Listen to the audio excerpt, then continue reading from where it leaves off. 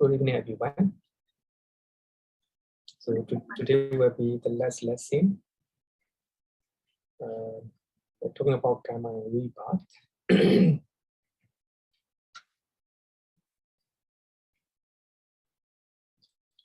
So when we talk about the law of Kamma, so Bhante Cakkapala Sutta is very beautiful. We talk about the law of Kamma. And last week, one of the students asked questions that are connected with this sutta. And also I promise that I will go one sutta and I will answer today. It is, I think, the question. Last week you read out one question, right? Do you still have a questions? Aren't you have the question? Last week. Yeah. One question. Let me give me some time to look for it. Yeah, give me some time to look for that. I think it's okay. It's okay. I think I will answer right now. Okay. Actually, it's when you talk about the law of Kamma, it's important to know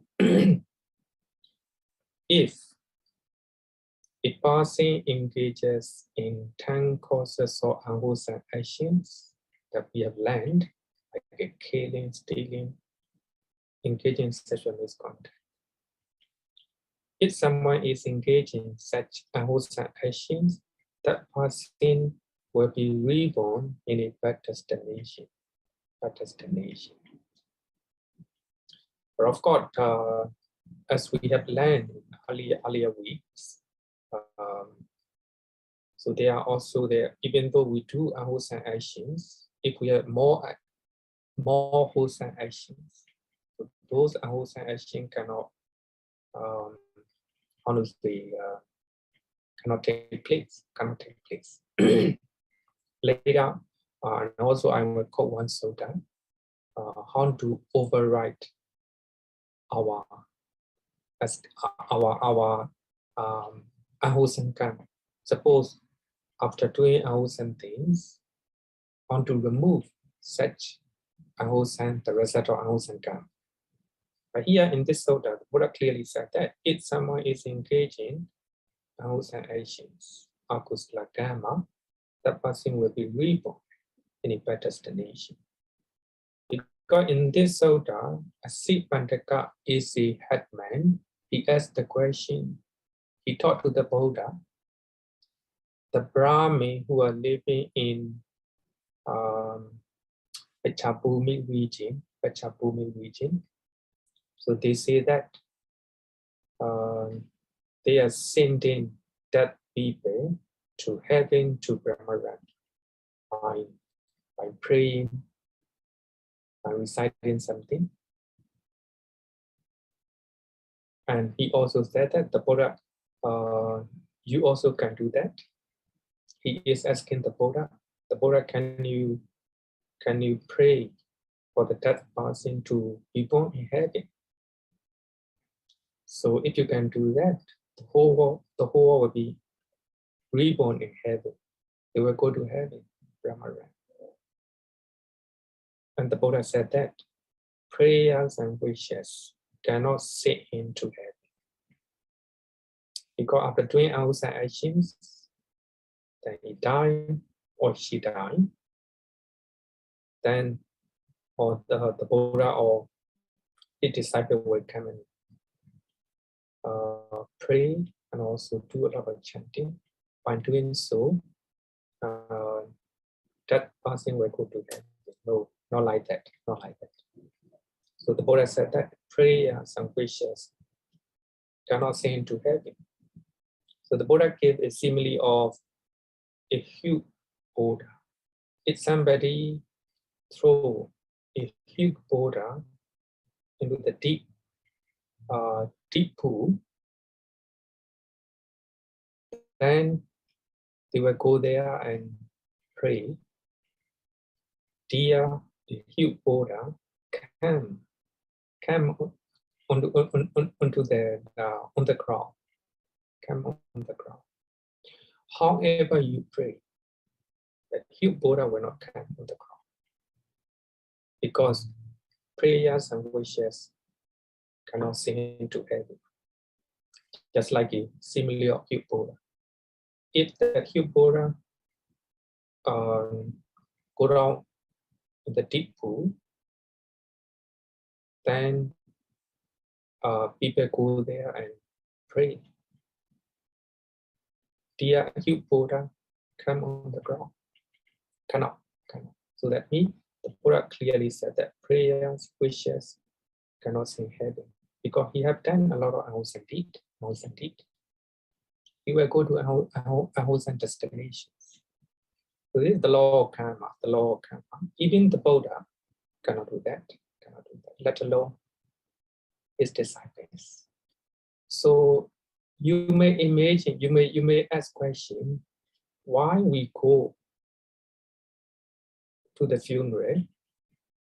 Why we are chanting? Why we do that? So when you look at the verses, Pali verses that we chant, it is recollection of death. It is recollection of the nature of this body, and also it is cultivating loving kindness, and also it is dedication of merit to the dead person. So we go there and chant those Buddhist chanting. The reason is that person, if he or she is still around, he or she is very happy to see monks and devotees are coming and chanting, rejoice.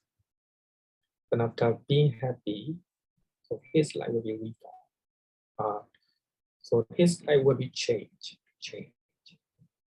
And then at the end of chanting, normally we share the merit. If the deceased person rejoice, sharing of our good deed, and he will have the result of good deed. And if he was not as a beta, as he goes nearby, his life will be changed. So he will have a better existences. So actually the reason why we are chanting is not like a prayer, not like a making wishes. May he or she go to heaven, go to Brahma. No, not like that. So we chant the nature of death, the nature of the body, also recollection of the quality of Buddha Dhamma Sangha, and also we chant Kelaniya Sutta. At the end of chanting, we share the merit. If the deceased person is stay around as a ghost, as a beta, as a hungry ghost, he or she will rejoice what we are doing. So in that way, he will have shared the merit and his life will be transformed. He will have a better existence. So therefore we go there and chant. Not like a prayer, not like wishes.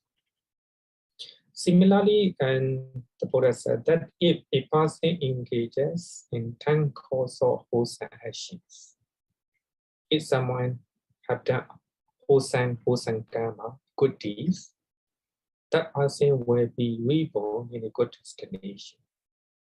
Then you do good deed and you have a good destination, good existence. Then similarly, prayers and wishes cannot send him to hell. Then you go there, you hate that person, you go there and pray, make a lot of wishes. May he or she go to hell. You cannot do that.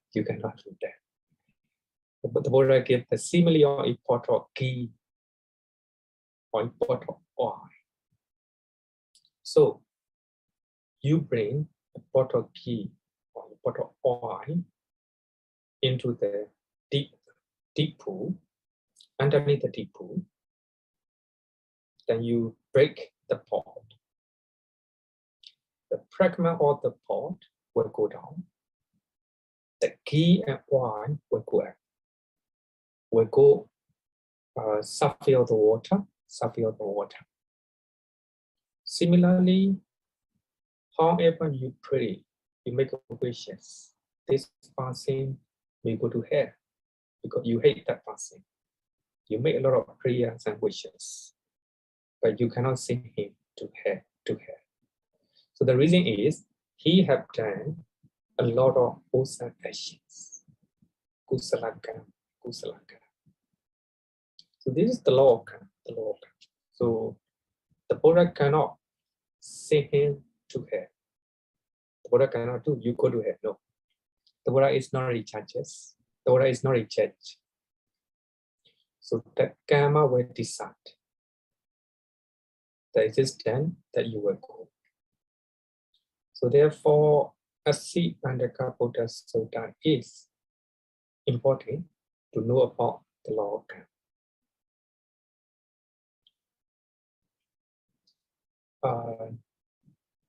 Unchit, you find the question? Yes, I found a Yes, question. yes, we found a question. Yeah, Yes. what's the question? Okay. So the question is, I understand in Theravada Buddhism that rebirth is instantly after death. So how can any merits be transferred if the person is already reborn as someone else, or maybe even in a different plane of existence? Oh yeah. So there is only one condition that person can get share of the merit.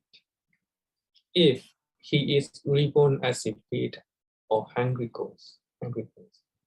So therefore, when we are chanting near his body, maybe he may be reborn as a beta, as a hungry ghost. And after seeing monks and devotees come and chant for him, so he's very happy. And after dedicating, after sharing the merit, after sharing out the merit, if he or she rejoices, and he will have the share of the merit. So he accumulates a lot of good deed.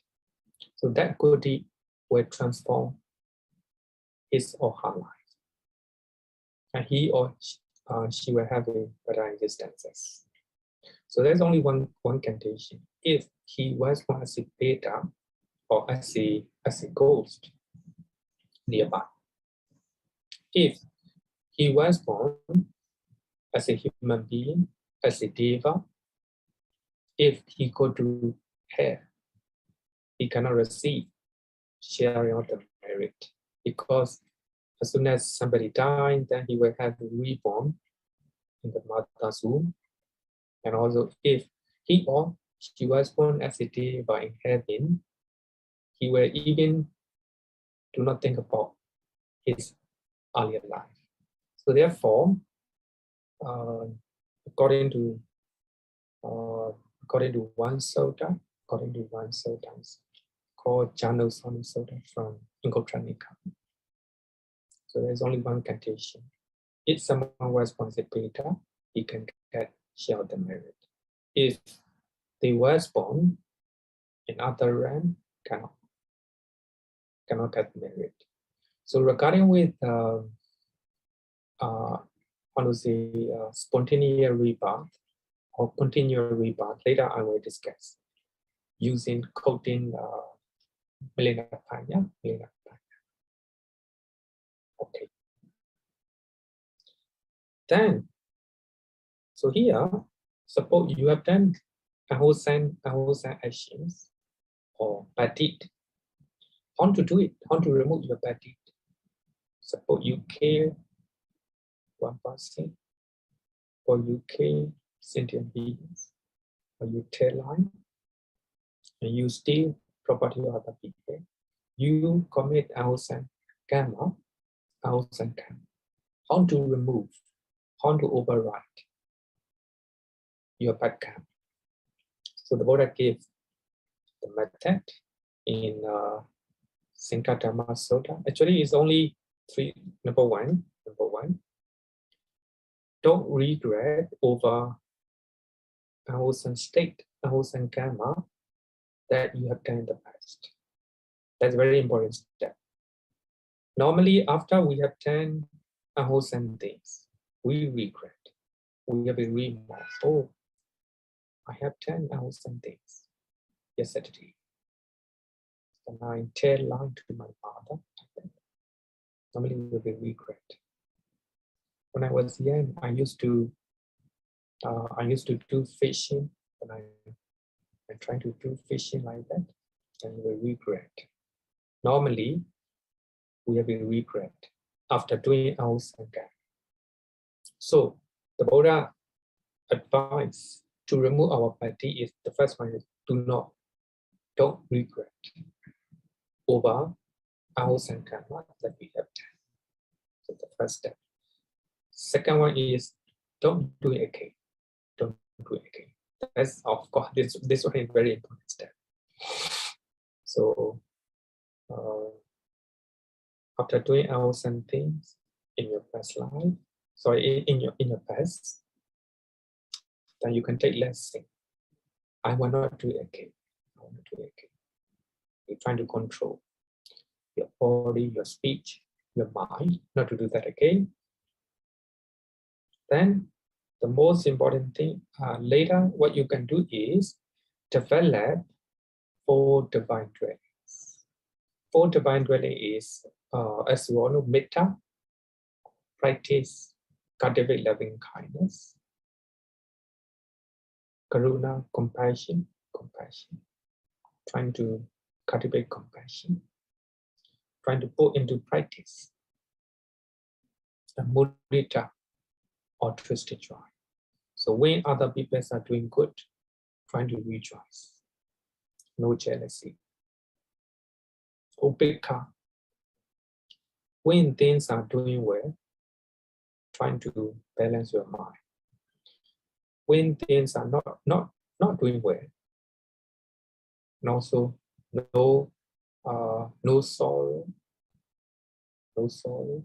no crime, no fear. Just kind of balance your emotion. That's called equanimity. So, so the top one is, so the Buddha said that if you practice loving kindness, metta, compassion, karuna, altruistic joy, mudita, and upekha, equanimity. So those wholesome qualities can influence, can override unwholesome karma. So that is a very beautiful and also practical advice for those who have a regret over unwholesome karma.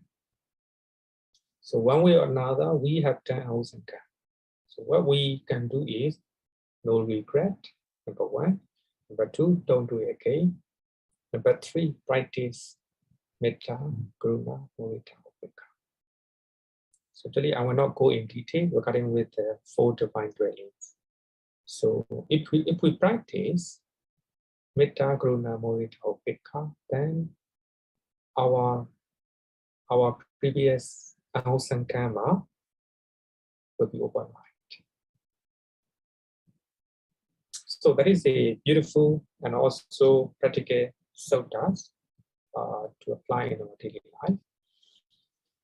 Okay, so now I have talked about Kamma and also the law of Kamma. So do you have any question until now?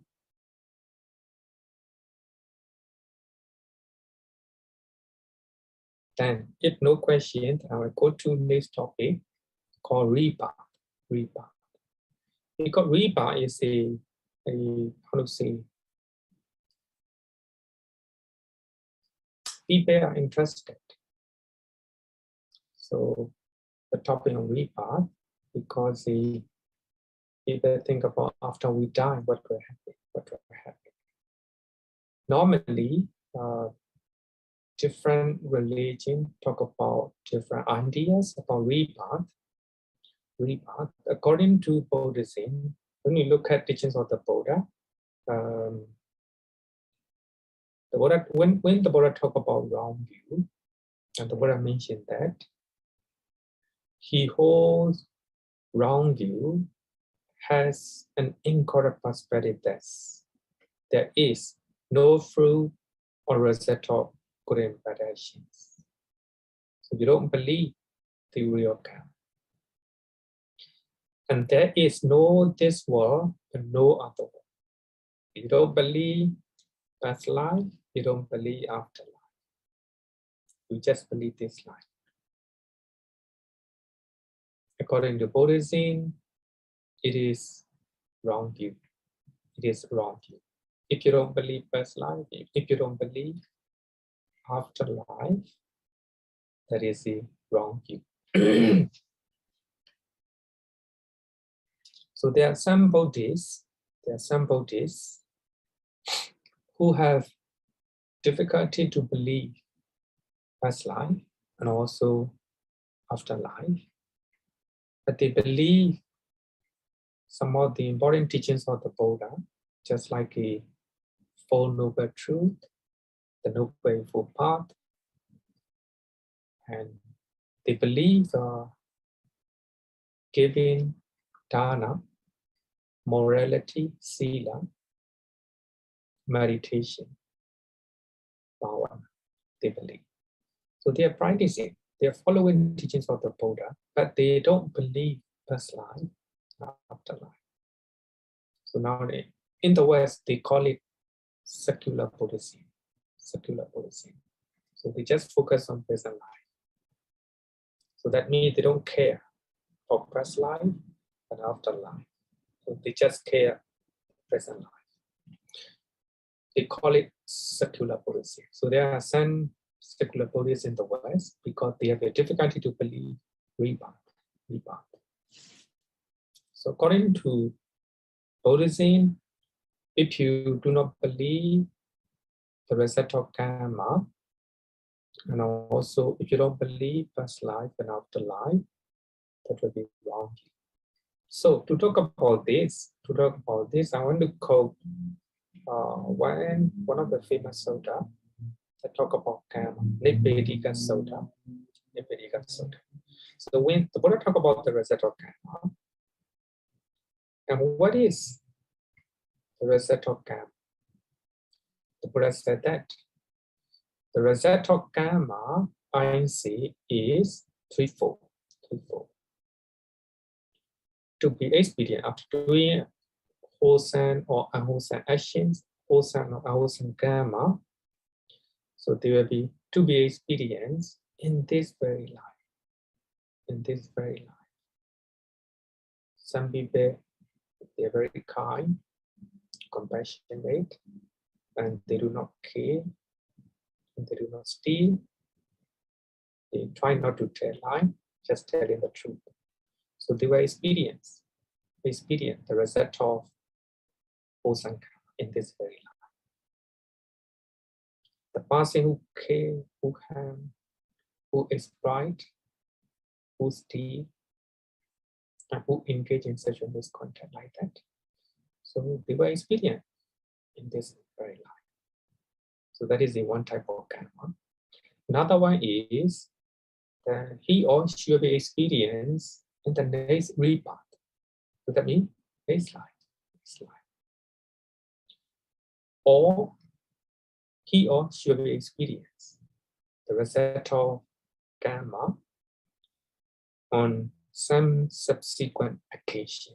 So that means after next life, if his or her wholesome or unwholesome karma not ripen, so the result of karma will be experienced following existences. So subsequent existence, it can be second life or third life, or even many more. So when you look at this sutta, we can understand that there is rebirth. So here, what would you like to know about PK? So here, I'm improving rebirth. What the Buddha talk about rebirth? Because some scholars, they say that the Buddha didn't talk about rebirth. The Buddha didn't talk about past life and afterlife. So the Buddha just focused on present life. But in later time, so the monks, they introduce new ideas. They talk about past life and afterlife. And some scholars, they feel like that. Just like a Stephen Batchelor from England. And he also have such a opinion that the Buddha just talk about present life. So what I want to say is, so this is one sutta the Buddha talk about rebirth. So after doing wholesome or unwholesome karma, you will experience in this very life, number one. Then you can experience this life, or you can experience subsequent existences. So that is a one evidence regarding with the rebirth of past life and afterlife. Then second evidence regarding with the rebirth in Buddhism. I think many of you believe rebirth, many of you believe past life and afterlife, but there are some people who have difficulty to believe. Even they say that the Buddha didn't say, the Buddha didn't focus on the teachings on past life and afterlife. Of course, in some places, it is right, like a Kalama Sutta. So the Buddha just focused on present life. So, but in many places, just like when we learn about enlightenment of the Buddha, so there are many sutta from Majjhima Nikaya, like Mahasacchaka Sutta, Majjhima Nikaya, Sutta number 36. Bodhi Raja Kumara Sutta, also Majjhima Nikaya, Sutta number 85. And there are many other sutta as well. So in those sutta, we can learn how the Buddha attained enlightenment. So there are three steps. Or of course, four steps. So the first one is the Buddha attained jhanas, 4 jhanas. First of all, the Buddha attained the 4 jhanas. The moment he attained jhanas, his mind is purified, just like a polished mirror. The mind is very clean. And the Buddha inclined to know the knowledge of the recollection of his past lives. Because of jhana, because of deep concentration, his mind is pure. By that time, he inclined his mind to know his past life. And the Buddha can see, not with the eye, the Buddha can see with his wisdom. And he sees his numerous past life. So that is called recollection of past life. So here, when you learn, the suttas that talk about enlightenment of the Buddha, then we understand there is a past life.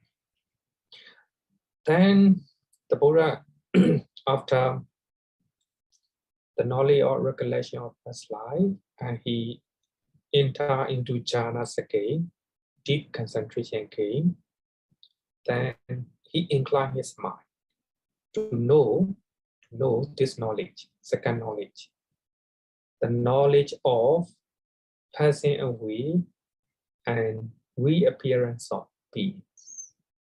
So the first one, he trying to know his past lives. Second knowledge is he trying to know how beings die, how beings reborn. how they die, how they reborn. And also the Buddha, of course, the Buddha know why they were born as a human being, why they were born as a deva, why they were born in hair, like that. So it talk about karma. According to their karma, they were born in a good destination and a bad destination. So when we learn second knowledge, the knowledge of passing away and reappearance of beings, so we can understand the law of karma, and also we can understand. So the Buddha know how people die, how people have a rebirth, and we can understand past life and afterlife. Then, after knowing the life of other beings, so the Buddha entered the jhana, deep concentration again, and he trying to incline his mind to know, how to say, to know the distraction of things. So here, things are negative mental states in our mind.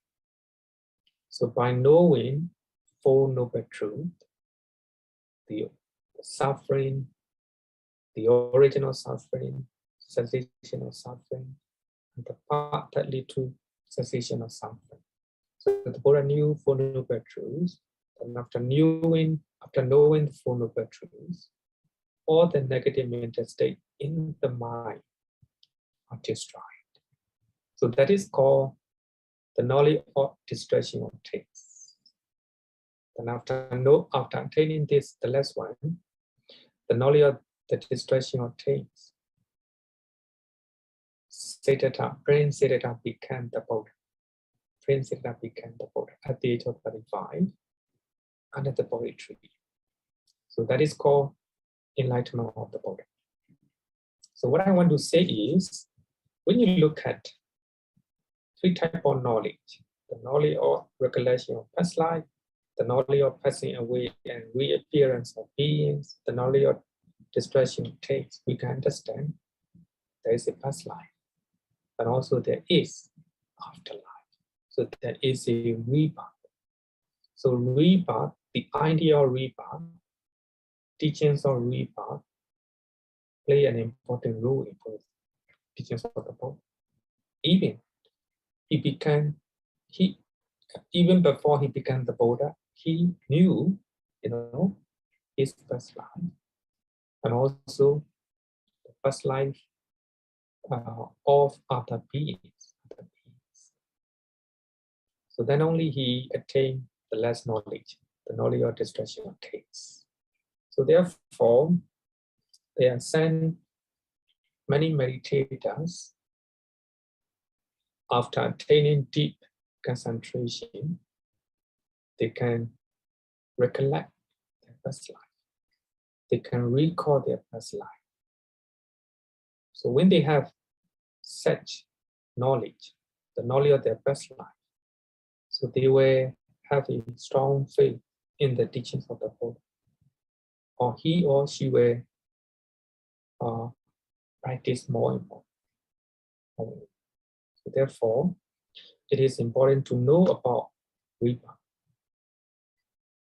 So then I want to talk about second knowledge, the knowledge of passing away and reappearance of beings. So that is called divine eye, Dhammācariya in Pali Canon.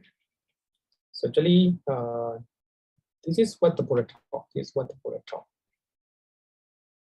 So this is among the three types of knowledge that the Buddha attained. So this second type, the knowledge of passing away and reappearance of beings. In other words, we call it Dhammācariya, divine eye. So when you have a divine eye, so you will see how beings die, how beings pass away. So this is what the Buddha taught in Sutta. When concentrated mind was thus purified because of jhana, his mind is purified, I interacted and I incline my mind to the knowledge of passing away and reappearance of beings, Chudvaparanya. With the divine eye, Devachakku, which is purified and surpasses the human, I saw beings passing away and reappearing. Inferior, some are inferior, some are superior, some are fair, some are ugly, some are happy, some are unhappy in their destinations. The Buddha sees it, not with the naked eye, but the wisdom eye, the eye not the wisdom. Anyone can attain it. Anyone can attain it if you practice. I understood how beings pass on according to their actions. So here we can understand that according to their karma. According to their karma. So they was born. Some people may have done a lot of awesome actions, awesome karma. So they were reborn in their awesome destinations. Some people have done a lot of good deeds, then they will have a good rebirth in a good destinations. According to their karmas, according to their karma. So that is a theory of karma. That is the teachings of rebirth in Buddhism. So by seeing important teachings, especially when we talk about how the Buddha attained enlightenment, how Prince Siddhartha became the Buddha, so we can understand there's a rebirth in Buddhism. Rebirth play an important role in Buddhism. Okay. Question? The question? I think actually I have a question. So, I always wonder if the idea of karma, rebirth, and all this is it in contradiction with the teaching of non-self? So, like for example, imagine like when we do a certain action in this particular life, then, and we say that in the next life, is the self in this life and the next the same? Then because it seems like if you say that it's the same, then it's in contradiction with non-self. But you say that they are different, then it's as if this person did something and another being is bearing the consequence of that action. So yeah. Okay, I will come to that. I will explain based on later. I will explain. Okay. Actually, your question is very similar to earlier questions. Okay. So, very similar. So theory of karma contradict the teachings of net nonsense. Okay, I will answer. Okay. Question. Okay, if no question, then I will start talking about rebirth. So I will start, as a Thitapara mind, I will start rebirth according to Thitapara. Okay? Later, I will talk about rebirth according to other schools. That is according to Thitapara, not according to Pali Canon. So here, it's important to know that Pali Canon, Nikayas, we call it by Nikayas. And Thitapara, slightly different, no? Slightly different. Pali Canon, we call it Ali policy. Ali policy. Thitapara, so actually there are some explanations, just like a rebirth in Thitapara. So this is a teachings of Thitapara, especially in the commentaries. Visuddhimagga. So these are Thitapara concepts. So now I will talk about rebirth according to Thitapara. In Pittamada Sangaha. Pittamada Sangaha is a commentary about teachings of the Buddha. According to Thitapara, immediately after death consciousness has ceased. A rebirth consciousness of the appropriate kind arises. So rebirth consciousness is established in the subsequent existence. So here you can see that immediately after time, immediately after you die, you will have a rebirth.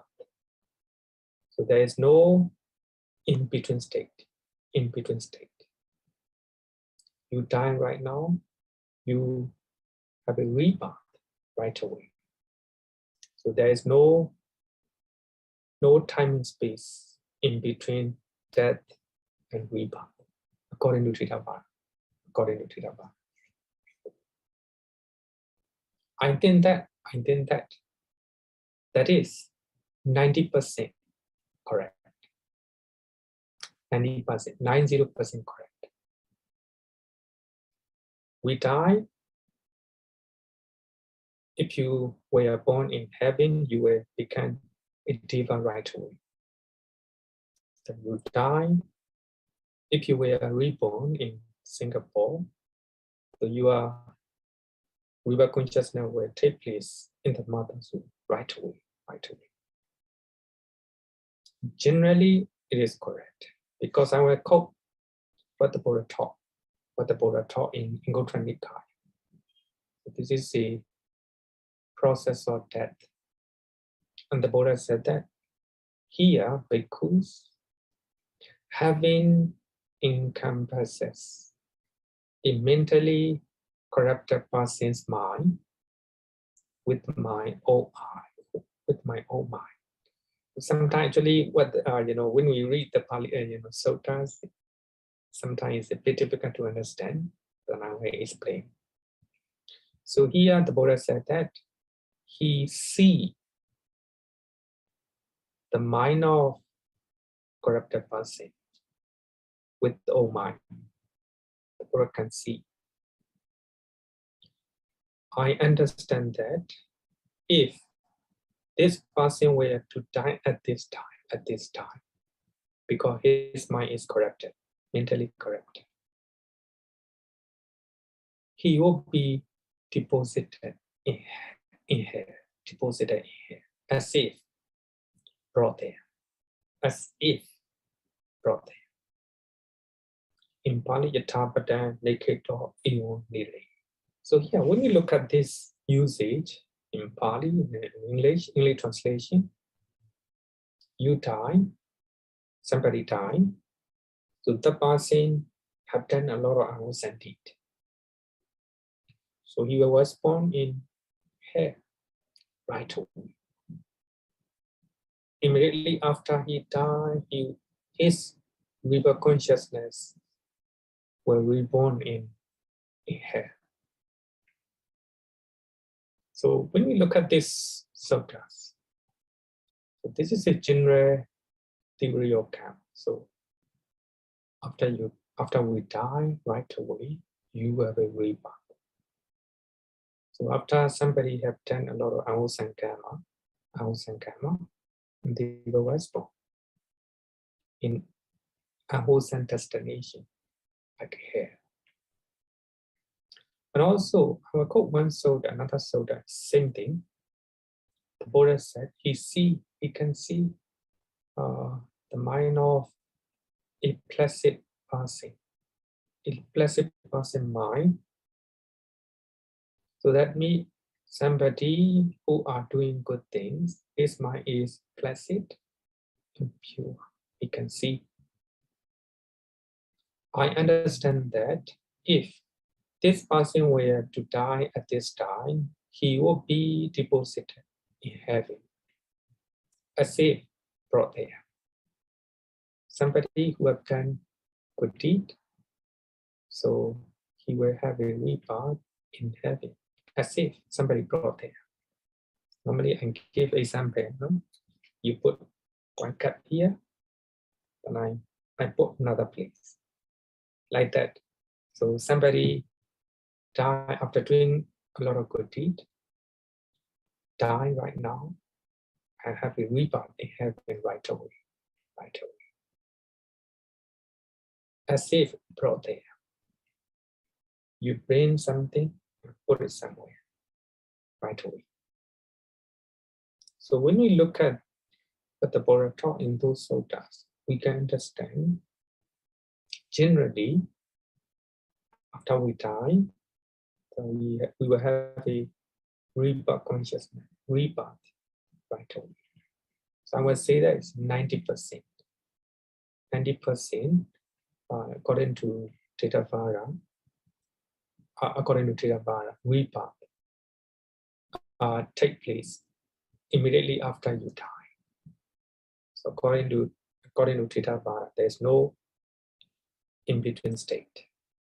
Between death and rebirth, no time and space.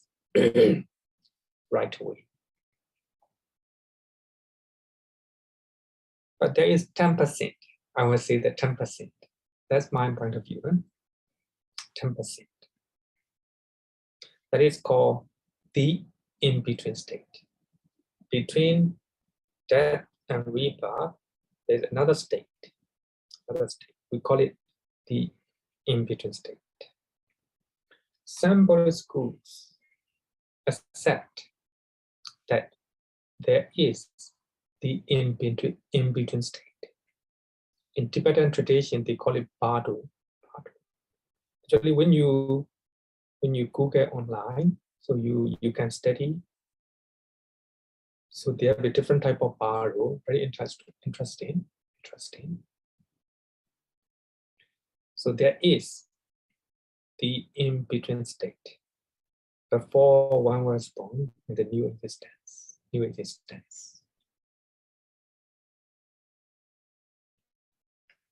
Some evidences from the Pali Canon also suggest that there is such an interval between death and rebirth. So according to some suttas from Pali Canon, Pali Canon, Nikayas. So there are some evidence that. So what other Buddhist schools are saying is truth. But if we say there is no in-between state, if there's no bardo, that's wrong, according to some sutta from Pali Canon. So that means what they say is correct. I also believe, but not 100%, 10%. Maybe 90% of the people, they die, they will have immediate rebirth in one particular existences. But 10% of the people may have in-between state. So later I will use some suttas. So one sutta, when the Buddha talk about Nibbana, the Buddha mentioned in some places the Buddha mentioned these lines. When there is no passing away and rebirth, so that means if there's no death, no rebirth, so there is no here. Here means in this life. Hereafter this life. Or in between the two. Very clear. In between the two. Here means this life. Hereafter means next life. In between the two. That means the in-between state. So that means because of craving for existence, we have a rebirth. We have a new life. If there's no more craving, you attain Nibbana. So after you attain Nibbana, after you become an arahant from the Buddha, no more rebirth. Then, if there's no more rebirth, so there is no passing away, no die, no death, and also no rebirth again. If there is no death, no rebirth, so there will be no this life, afterlife, the life in between, the life in between. Yeah, Ubaya mandatory. Pali is very clear. So when you look at this sutta, and also some of the similar suttas, so one of them is the Bahiya Sutta. Bahiya Sutta, also a well-known sutta. So it talk about there is in between state, or the life between death and rebirth. Between there's the one state. It's called Badu. Badu. So here I will call another sutta, Kelaniya Metta Sutta. Actually, earlier we chant Kelaniya Metta Sutta, right? Even in that sutta, we can find one word that might indicate in between state. So in Metta Sutta, the Buddha said that whether they are seen or unseen, being who can see, who cannot see, whether they dwell far or near, whether they have come to be, so here, whether they have come to be, whether they born, or whether they were come to be born, to be born. So whether they was born or whether they will be to be born. So in Pali, we call it Sambhavesi. The literal meaning of Sambhavesi is seeking a future rebirth. Seeking a future rebirth. The being is seeking or looking after rebirth. Suppose I die. I die with death, no? And then mind consciousness is seeking where to be born. Maybe I may go to different type of mother, or this mother is not good. There may be the choice, according to this concept, according to Tibetan tradition. So some people may have choice to choose which mother he will have a rebirth. He will go enter into the mother's womb. So therefore, seek a future rebirth. Then he choose, oh, I will go to in this family,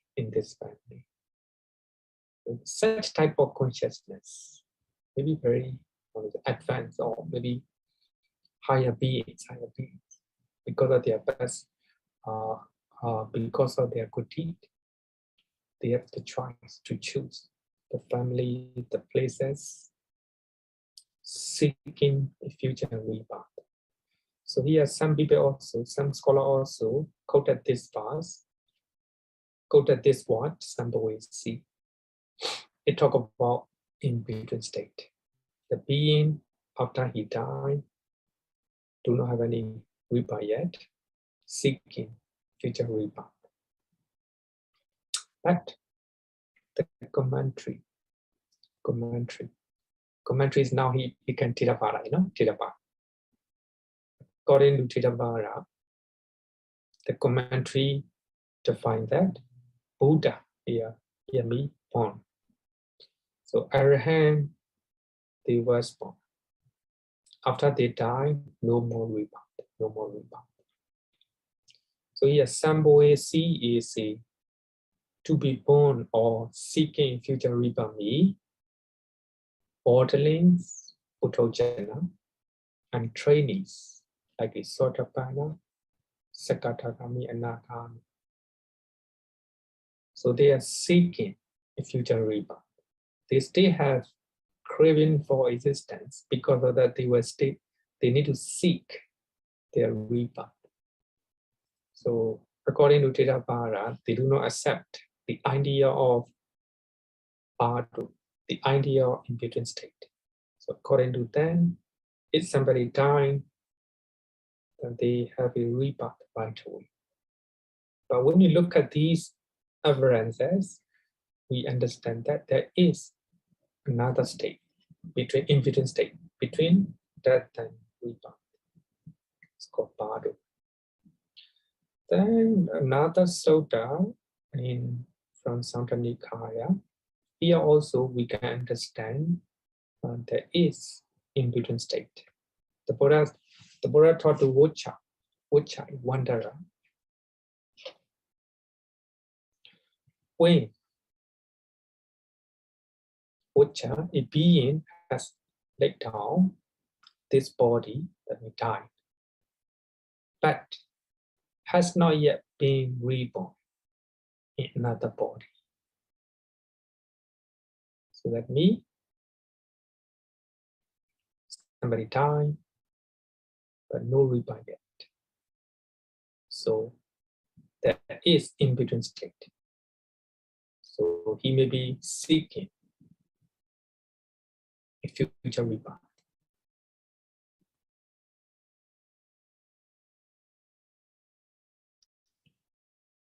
The most clear, I think the most strong evidence regarding with the in-between state of Bardo is from some sutta that talk about no-returner, different type of five type of no-returner. One of them is the attainer or nibbana in the interval. So in between, in the interval means between death and rebirth. Some may become non-returner in this life. Some may become non-returner just before they die. And some, they become non-returner between death and rebirth. Death and rebirth. So that means there is in-between state between death and rebirth. So actually, in those sutta, the Buddha gave three similes. So those similes suggest that the attainer or nibbana in the interval, attain nibbana, so that means become non-returner before actually taking rebirth. So you can look at the example. You can look at the simile, very important one. For example, the Buddha said, for example, when an iron bowl has been heated all day and is struck, a chip might fly off. A chip might fly in the sky, rising up, and so that chip be extinguished just before it lands on the ground.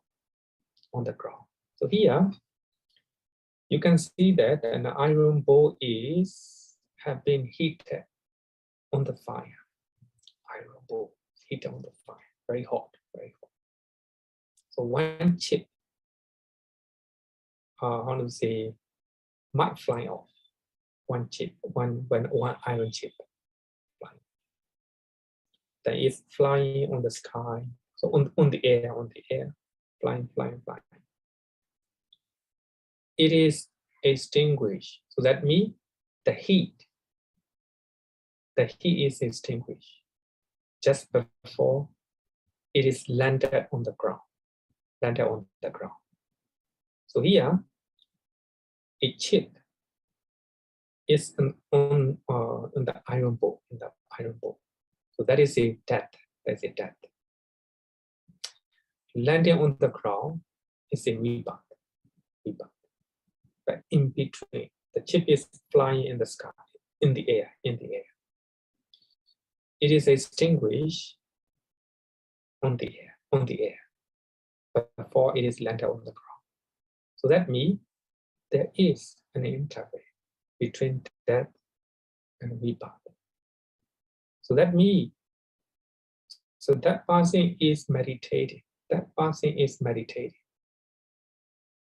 Inside meditation, doing inside meditation.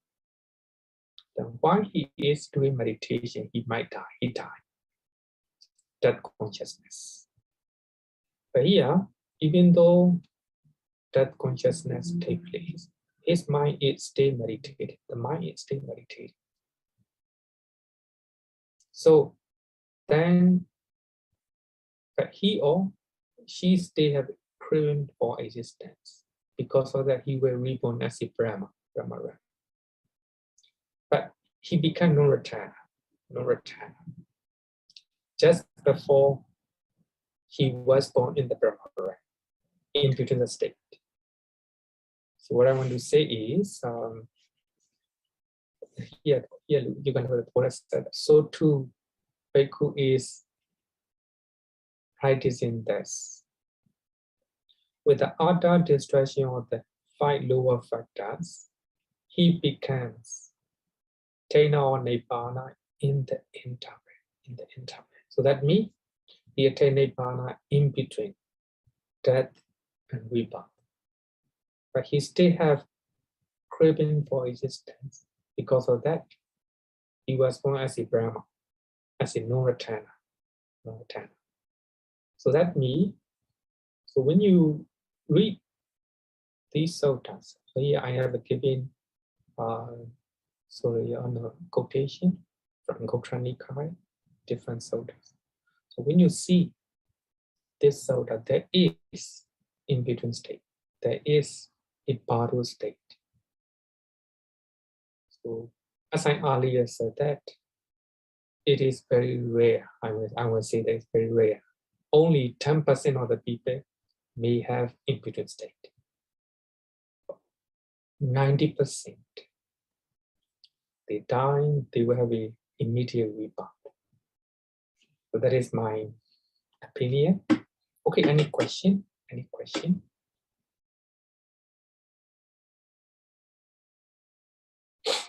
Bhante, there was a question in the chat just now.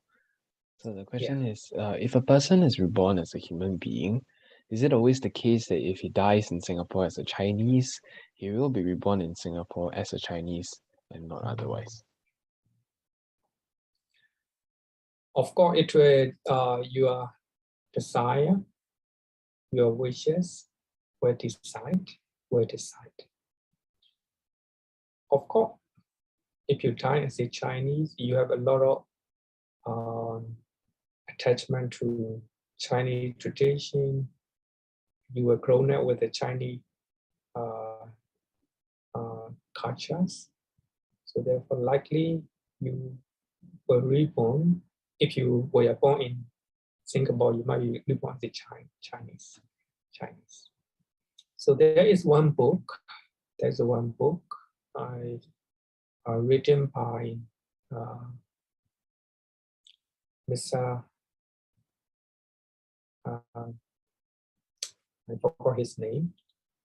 He is a writer from American, and he can, according to him, he can hypnotize people, and he can ask their past life. So actually, he is a Christian. He is non-believer of past life and afterlife. But so because of his hypnotism, he know he can ask the past life of people. So he will hypnotize people. He will ask their past life. So according to him, there is a great civilization in the Antarctica Ocean. I think Antarctica or Pacific Ocean, I forgot. So because of Great Flood, the water go into those regions, and it became ocean. People there die. It's a great civilization. So they have an advanced science, according to him. So those people, they die because of the Great Flood. So they were born in Europe, mostly born in Europe. So that means that civilization may be European civilization.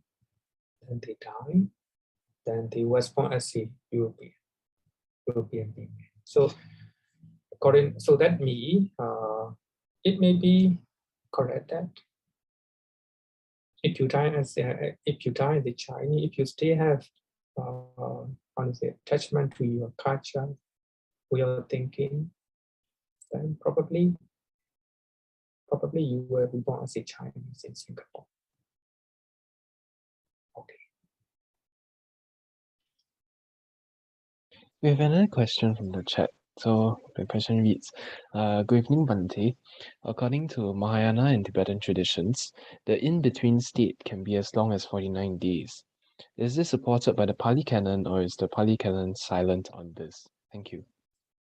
Pali Canon do not say about 49 days. 49 days. As I earlier said, that these are the evidences. So there is in-between state in the Pali Canon, but Theravada do not believe. But Mahayana and Vajrayana, they have the idea of 49 days. 49 days. As a Burmese, we believe 7 days. 7 days. So within 7 days, the consciousness will be wandering around, seeking future rebirth. In those times, if we share the merit, they can rejoice. They can get sharing of the merit. So even Burmese, even though they are Theravada, they still believe that. But Theravada means they always say, no need to believe such one. So, but in Theravada, we have a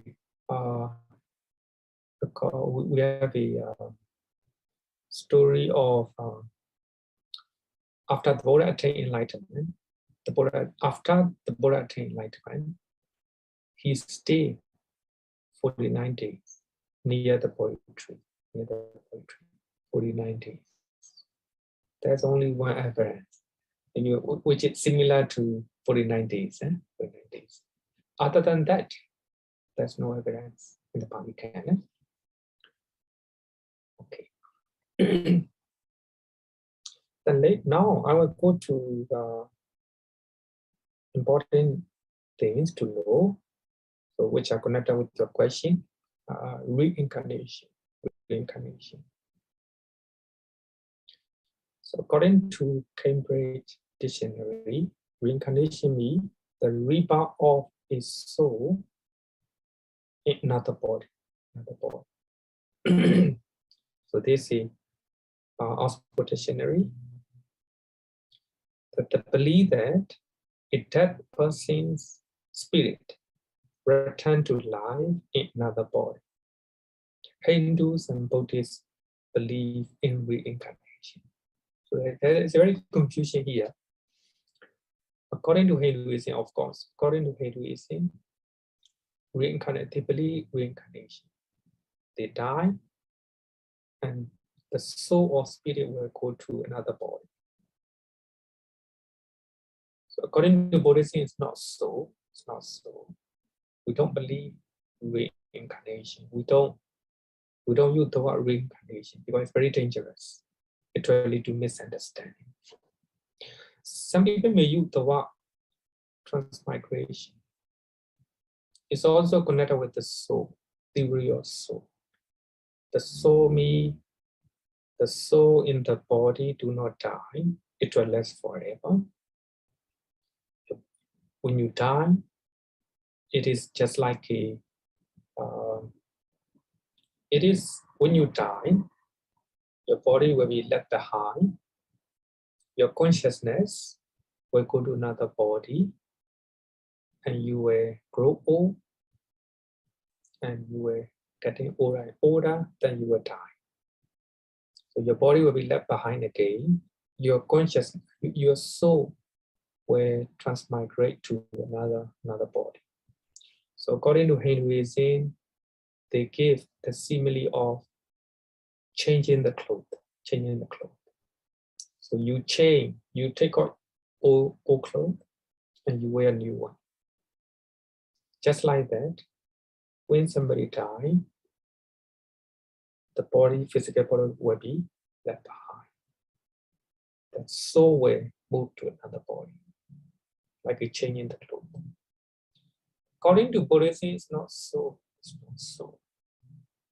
There's no soul which lasts forever. So there's no anything that will last forever. Everything changing. Even the consciousness, even the mind changing one moment to another. So we can look at our mind. We can look at our mind. Sometimes we are happy, sometimes we are not happy. That is I want to say a good example of impermanent nature. So therefore we call it condition. The mind is condition and physical body is condition. Based on conditions, our mind is changing. So when we experience good things, we are happy. So when we experience bad things, we are unhappy. So when we experience cold weather, our body will be different. Hot weather, changing. The changing of physical body, no doubt. Of course, even Hinduism, they believe the changing of the body. But they also believe that there is unchanging nature called soul. It's everlasting, does not change. According to them, this body time, then unchanging soul will move to another form. According to Buddhism, no, not like that. We call it consciousness. To make it simple, the mind. Actually, the mind is always changing. Arises, that's passes away. A new one will arise, and that one also will pass away.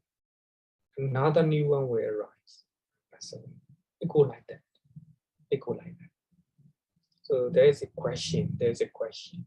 So as you said that, theory of Kamma and theory of net non-self, are they contradict? No, no contradict, because according to Buddhism, there's no everlasting entity in the body, therefore our body is changing. No? And also, in our mind also, there's no everlasting consciousness. Everything changing. Everything changing.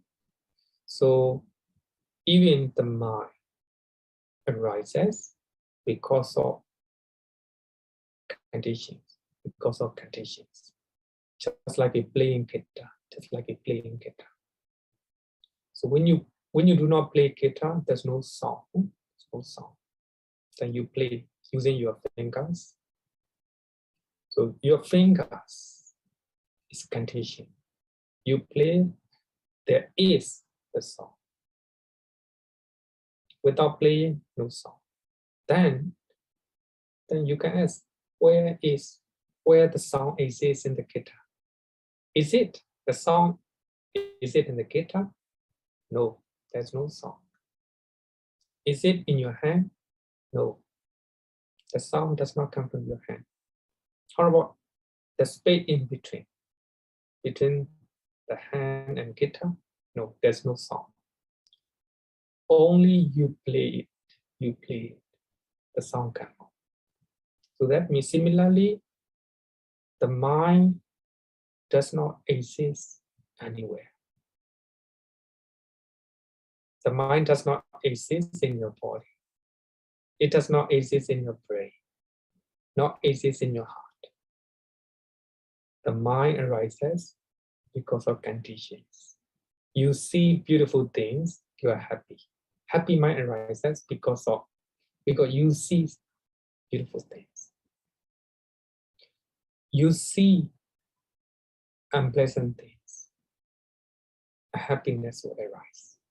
A happy mind arises because of I, then that you see like that.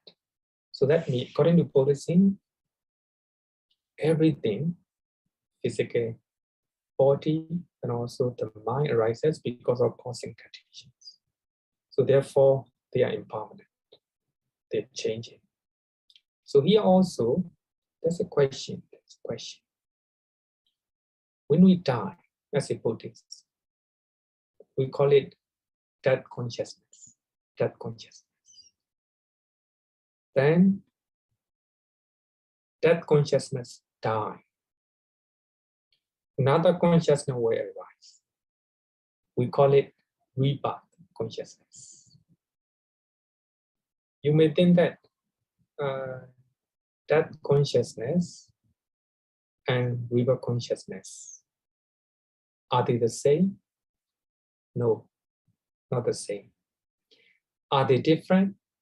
We can also say no, because rebirth consciousness arises because that consciousness ceases.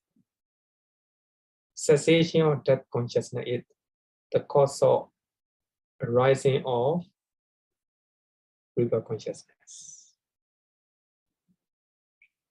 So when you die, we call it death consciousness.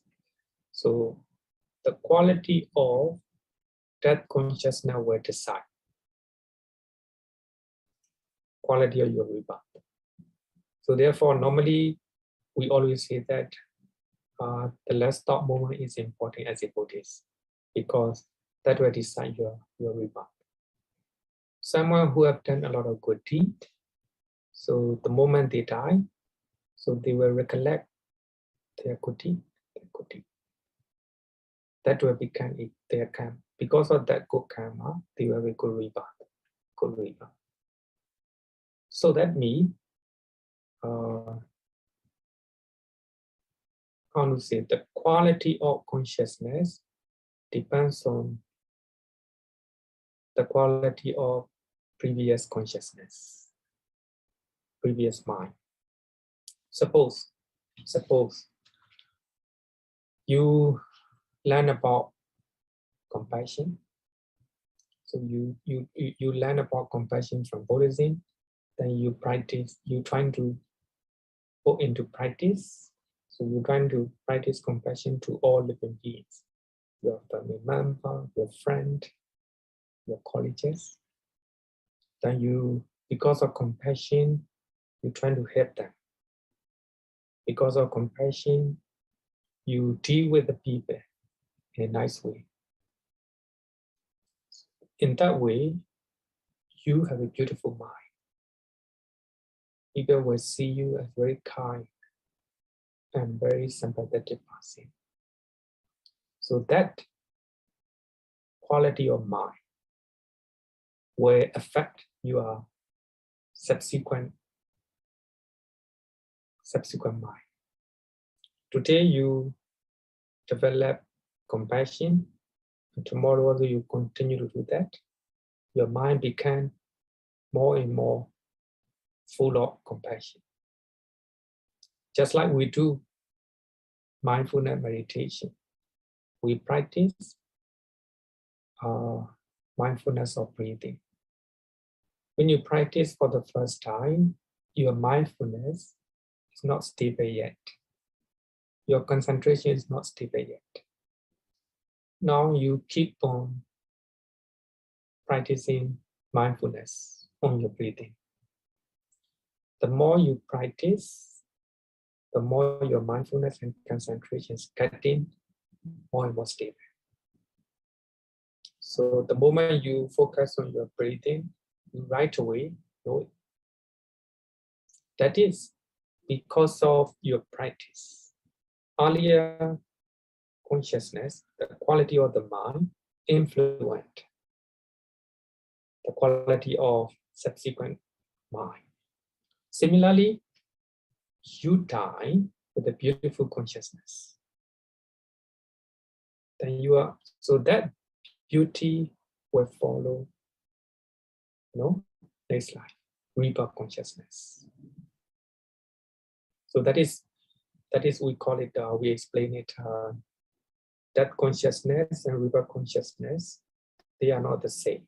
They are not the same. Because that consciousness stop, then after cessation of that consciousness, the rebirth consciousness will take place, will arise.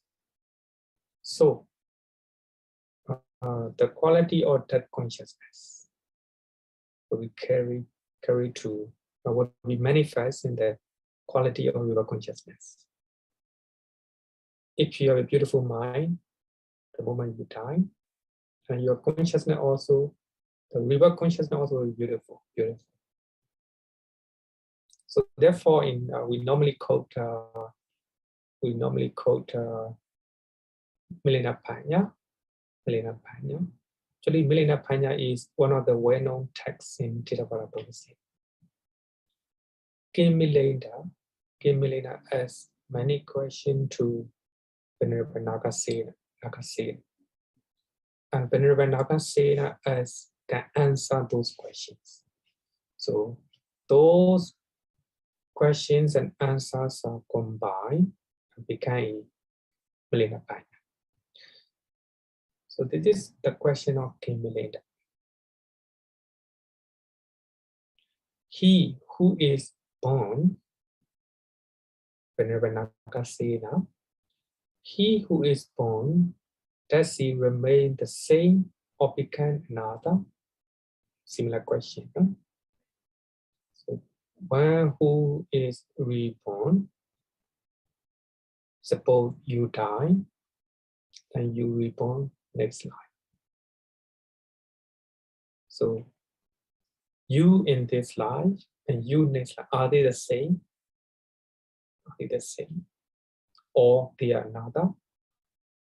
And Venerable Nagasena answer, Nacha so, Nacha san, and no. Neither the same nor another. We cannot say the same, and also we cannot say not the same. It's very, very tricky, very tricky. The Venerable Nagasena gave the simile of, he said that neither the same nor another. He gave beautiful simile, and he said that it is like a milk. It is like a milk. So that means you die in this life. You was born in another life, another life. Are they the same? So we cannot say they are not. They are the same. We cannot also say they are not the same. So here we can look at the simile of milk. It is like a milk, which, when once taken from the cow, turns after a lapse of time, turns first to curd. Milk change to curd, then curd change to butter, butter change to ghee. Different process. Then you take it from the cow, it became milk. So when then it will change to curd. The curd will change to butter. The butter will change to ghee. Now, it would be right to say that the milk was the same thing as the curd or the butter or the ghee. No, they are not the same. Are they totally different? No, they are not really different, because the butter comes from the milk. The ghee comes from the butter. Similarly, actually the Kamma said, certainly not. But the butter, ghee, they are produced out of milk, So they are not the same, but so there's the link. So the ghee, the butter produced from the milk. So just so okay is the continuity or a passing of thing maintained, continuity or passing of things maintained. One comes into being, another passes away. And the rebirth is as it were simultaneous. According to Myinmu, this is the data for a text. According to Myinmu, according to Dhamma, the rebirth is simultaneous. If you die, you will rebirth right away. But you in this life, you in this life, we cannot say they are the same, because so you are that consciousness is a one consciousness, it will cease. After cessation of that consciousness, the rebirth consciousness will arise. But they are not different, they are not the same, no? That consciousness, rebirth consciousness, they are not the same. But we also cannot say they are different. No, because there is the link between death and rebirth. So the quality of that consciousness will be carried to rebirth consciousness. So that means, so actually they are separate one. They are separate one. Cessation of that consciousness, one consciousness or one mind cease. Another consciousness will arise. So that means that consciousness, even the rebirth consciousness is not everlasting. It will cease. Another consciousness will arise. We call it Bhavanga. Bhavanga Cheta will arise. So like that,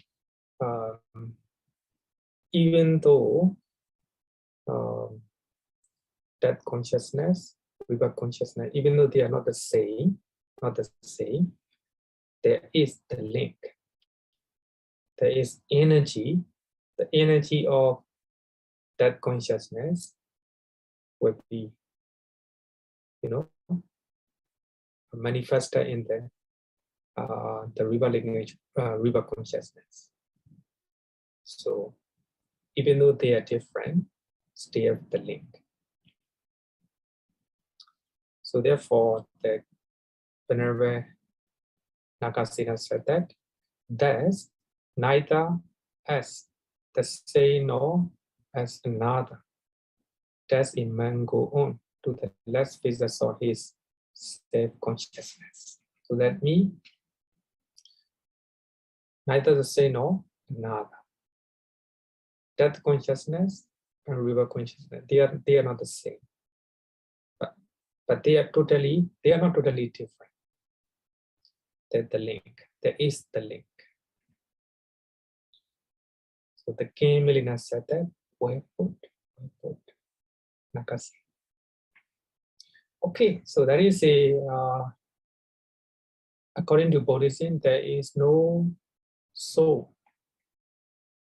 There is nothing that lasts forever. Everything arises and ceases. Another one will arise. Equal like that. We call it non-self. But you may understand, you may have a question that we have done good deed and bad deed in our life. Those where are those kept? Where are those kept? Are they stored in somewhere? No. According to Buddhism, it is so that the result of karma, the energy of karma will be manifested in your mind. Suppose you die recollecting wholesome karma in your life. So that energy of karma will be manifested in the rebirth consciousness. So that means the karma will be followed in the mind stream. Karma will be in the mind stream. Suppose you practice compassion today, then you keep on practice second day, 1 month, 1 year. So that compassionate mind will exist in your mind stream, as an energy, Also, when you die, so that energy will be carried. Okay, any question? Bhante, there's a question. There's a few questions, I think. Okay, the first one is at death, a person has to be conceived in the mother's womb. The time between the death and the conception will be considered as the in-between state. Normally, I think if someone died, as I earlier said, that mostly people will have an immediate rebirth. Mostly. But there may be some occasion that you die, you have you are not reborn yet. So your consciousness will be seeking a rebirth. Seeking means seeking a mother's, the family, and seeking where you were reborn, So in those cases, I think that it will be rare, rare case. Then the consciousness will be seeking rebirth, where to born, where he will be born. Then that will be a impudent state. Normally, people die right away, they will rebirth. Yeah. Okay, Bhante, the next one.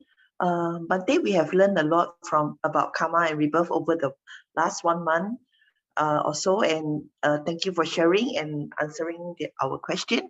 I understand that humans in general don't remember their past lives, so we are not aware who, what, and where we have been.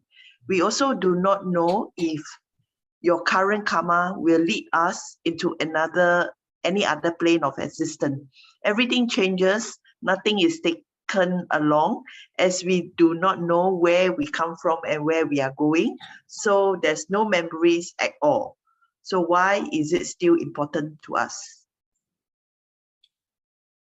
Yes, because when you look at how the Buddha attained enlightenment, how Prince Siddhartha became an arahant. So after he can recollect his past life, he can see the life of other beings. Because of that, he have understanding. Because of Ahimsa Karma, people was born and happy destinations. Because of Ahimsa Karma, they was born a happy destinations. So he got that idea, that understanding, because of recollecting past karma. So suppose after doing meditation, if we can recollect our past life, and we will learn a lot. So I was born here, why? Then I was born in awful destinations, awful planes, why? So then we learn a lot of lessons from our own experience. Then based on our own lessons, we know that what to do, what not to do. So in that way, if we can recollect our own past life, then we have a lot of lessons. We will not do unwholesome things.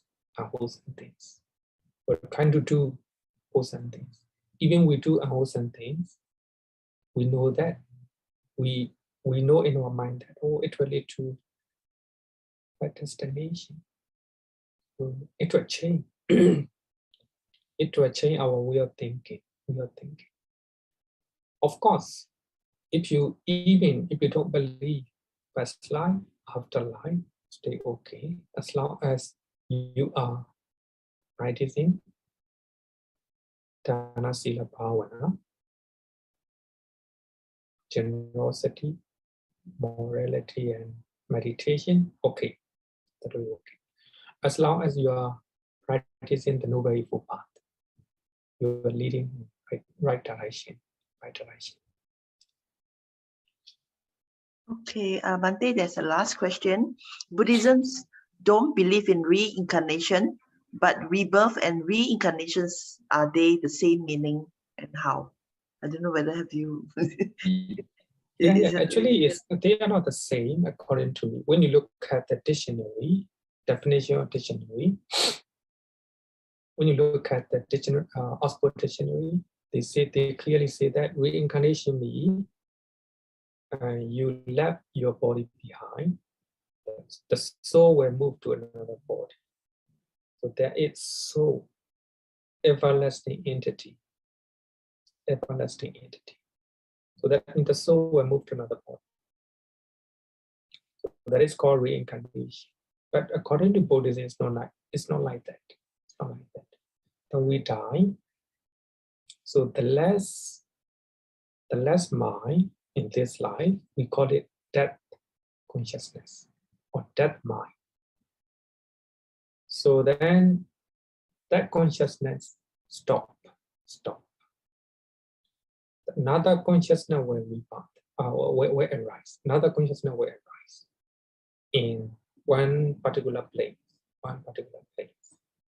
Actually, the Buddha used the word adhitthati. The consciousness established in new place, new consciousness. Sorry, new existence. Suppose we die, you die, you have craving for becoming a human being. You want to come back to Singapore as a human being. That's your craving. Then, of course, without doing wholesome good things, you cannot be born as a human being. After doing a lot of good deed, then you have a craving or attachment to Singapore. You want to be born as a human being. So that craving for existence will decide your rebirth. So you will have it, then you die. So that consciousness already ceases. The new consciousness will arise. So that consciousness will establish in the mother's womb. Together with material phenomena. So that means your consciousness is not a soul. It's not everlasting. It stops. So it ceases. If one consciousness ceases, the new consciousness will arise. So that consciousness also will cease. Another new consciousness will arise. And this one also will cease. New consciousness will arise. Suppose if this one is that consciousness in this life, another new consciousness will arise. That will be rebirth linking consciousness. So something is not going. No? Consciousness stop on it passes away. The new consciousness will arise. So according to reincarnation idea, according to Hinduism, so the soul will move to another body.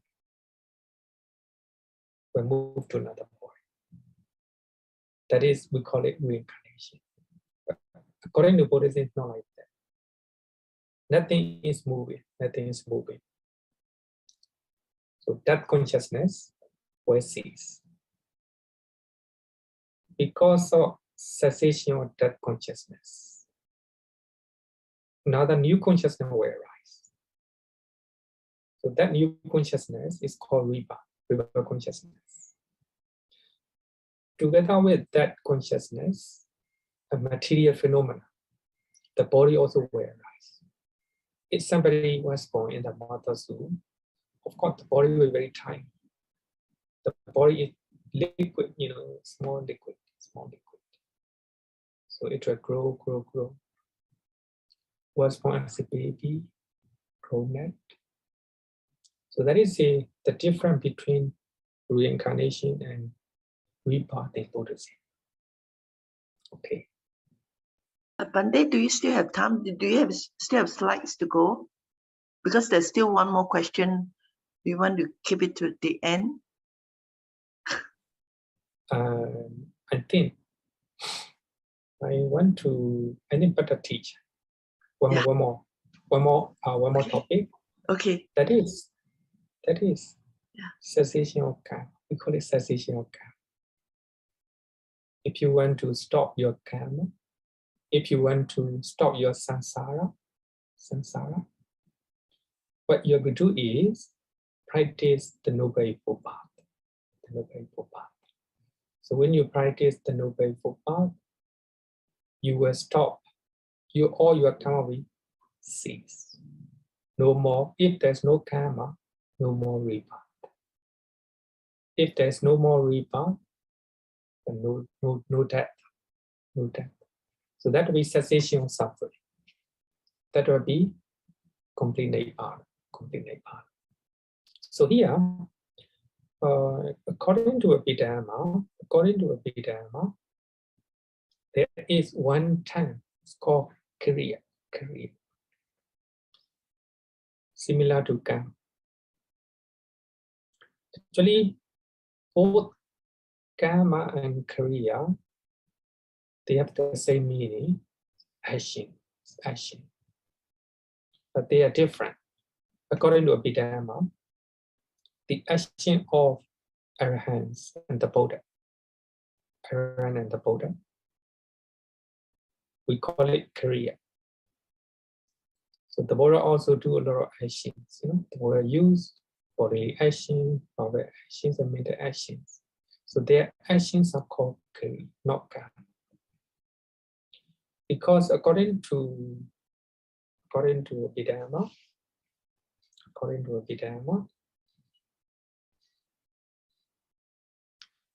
actions, if your action is done because of ignorance and craving, that will be called karma. But if you do something without ignorance and without craving, that will be called kriya. Maybe I will show you an example. So here, karma, actions motivated by ignorance and craving. You crave for something, because of that you do something. So here, kriya is you do something without any ignorance and craving. Now I'll give you one example. As a parent, you raise your children for your pride, to show off.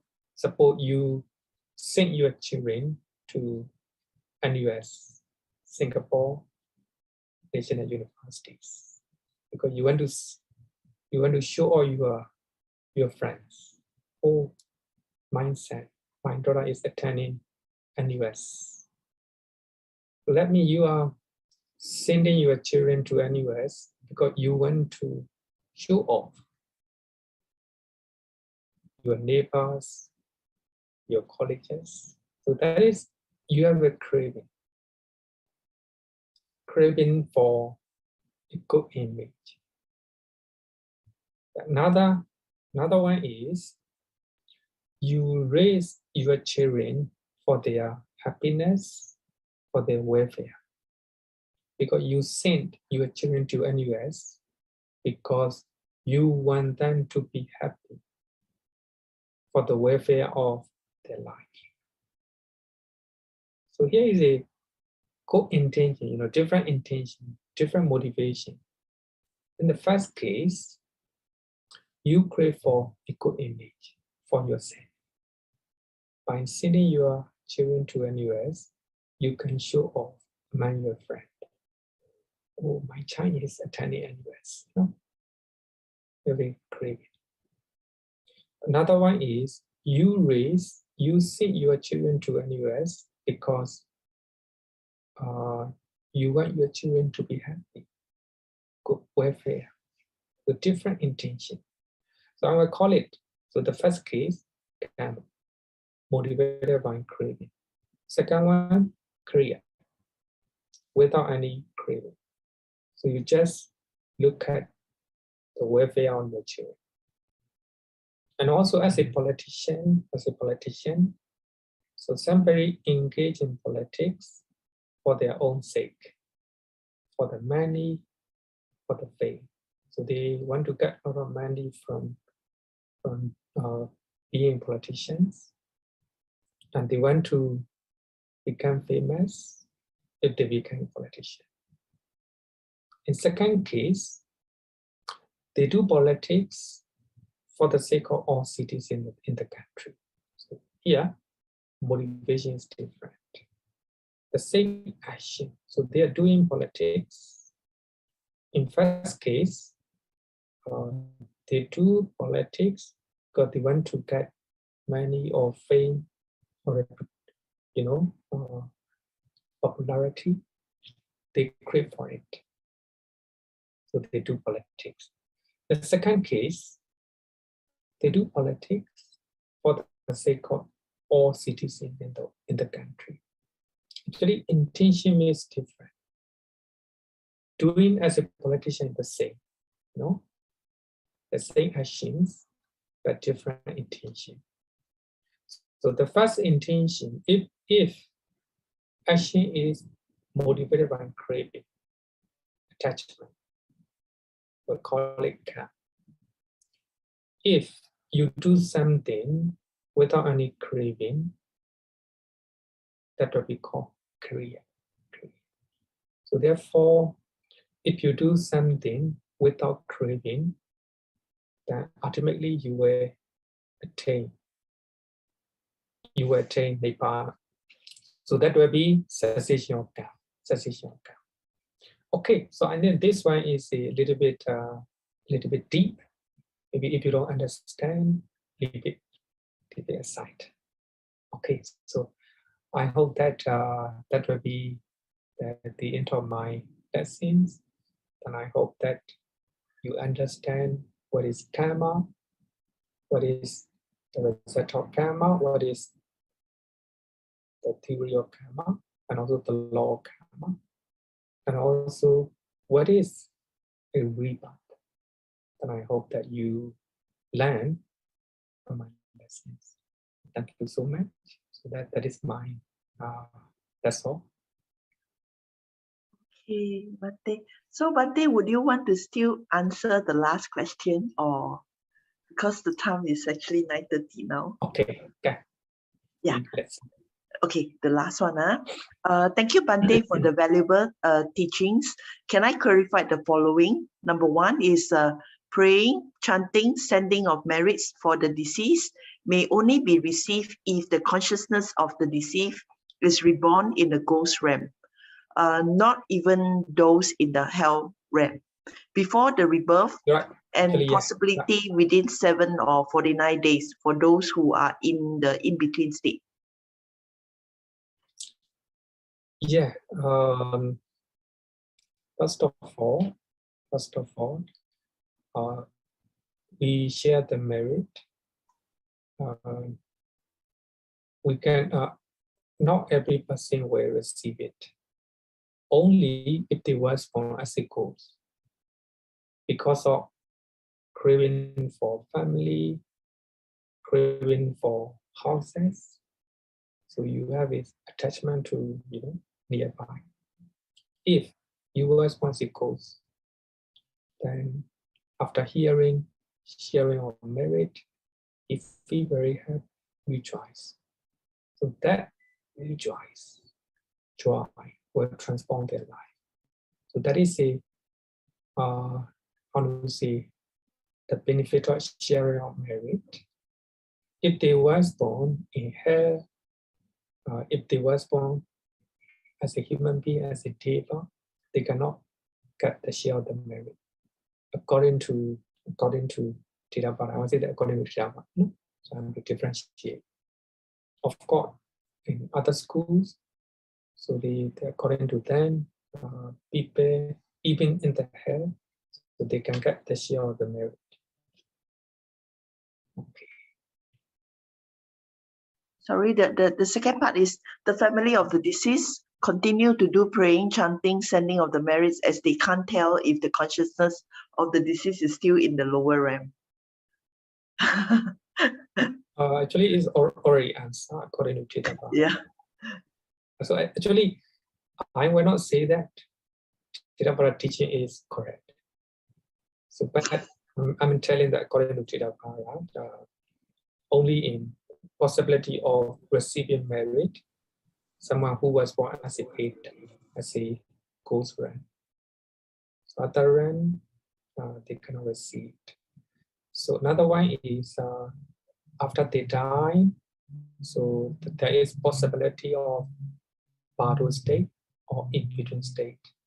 So our consciousness will be seeking a rebirth. So it may be 7 days, it may be 1 day, 3 days, 7 days, it may be 49 days. 49 days, yeah. We cannot say for sure.